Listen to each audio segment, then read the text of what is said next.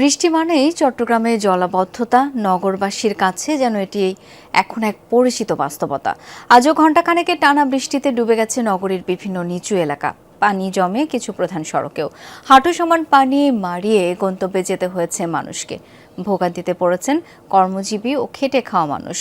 জলাবদ্ধতা নিরসনে হাজার হাজার কোটি টাকা প্রকল্পের কাজ চললেও স্থায়ী সমাধান না পাওয়ায় ক্ষুব্ধ নগরবাসী।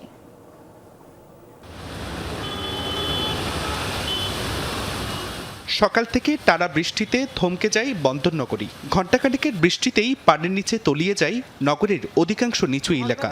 জলাবদ্ধতার কবলে পড়ে নগরীর আগ্রাবাদ, কাতালগঞ্জ, বৌদ্ধ মন্দির, বাদরতলা, ওয়াসা মোড় সহ বিভিন্ন এলাকা। পানি জমে নগরীর অনেক গুরুত্বপূর্ণ প্রধান সড়কেও। পানি জমে ভোগান্তিতে পড়েন কর্মজীবী মানুষ ও পথচারীরা। নোংরা পানি মারিয়ে গন্তব্যে যেতে দেখা যায় অনেককে। জমে থাকা পানিতে বিকল হয়ে পড়ে অনেক যানবাহন। ব্যাহত হয় স্বাভাবিক যান চলাচল। ফলে জরুরি কাজে বের হয়ে দুর্ভোগে পড়েন নগরবাসী।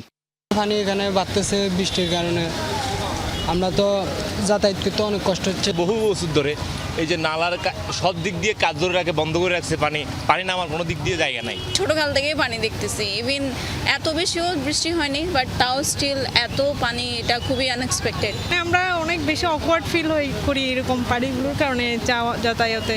একটা গ্রুপ রাস্তা করে যায়, আর একটা এসে খোঁড়াখুড়ির কাজ করে, ব্রিজের কাজ করে। এটা সারা জীবনই চট্টগ্রামে এই কাজটা চলতেছে দেখতেছি। বর্ষা হলে যোগাযোগের অবস্থা খুব করুণ পরিস্থিতি।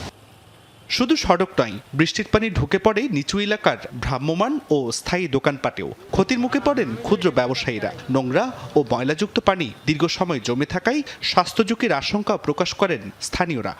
এই বৃষ্টির মধ্যে পানি জমে থাকে আর দোকানে কাস্টমার আসতে পারে না। সারা বছরে আপনার বৃষ্টি পড়লে আমাদের ব্যবসা বন্ধ, অল্প বৃষ্টি পড়লে আমাদের ব্যবসা বন্ধ হয়ে যায়। ব্যবসাটা তো মুশকিল, কোথায় তো যাওয়ার রাস্তা নাই, যেদিকে যায় ওদিকে পানি আর পানি। এখান থেকে এই নালাগুলোর কারণে এই পানিগুলো আসতে আছে, এই পানিগুলো এসে তো এইখানে বাড়িতে খুব কষ্ট হতে আছে। এই পানিটা আমাদের পায়ে লাগলে, আমাদের শরীরে লাগলে কি পরিমাণ চুলকানি হচ্ছে, আমাদের কি পরিমাণ অ্যালার্জি।